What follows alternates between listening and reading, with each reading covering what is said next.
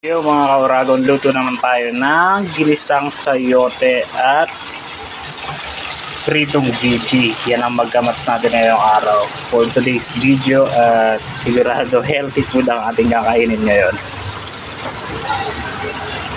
Nasahog natin dito sa sayote ay giniling, giniling na baboy. Takpan muna natin mga kauragon para maluto ng gusto yung ating sayote. Habang hinihintay rin natin na maluto itong ating Gigi. Medyo marami-rami yung ating piprituhin kaya dapat chill lang, chill. So ayan mga kauragon, tapos na tayo. Hindi na natin yan masyadong pinakuluan ng gusto pa na matagal kasi mabilis lang maluto yan. Mahirap naman yung ma-overcook yung ating sayote. Perfect na yung pagkakaluto natin yan mga kauragon. Habang hinihintay natin yung ating prito.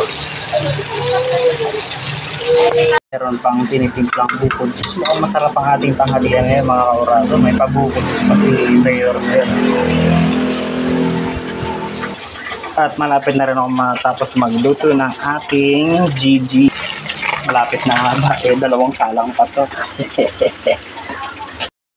At eto na, salo-salo na kaming kumakain at nag-enjoy ang lahat na busog. So that's all. Thank you and paalam!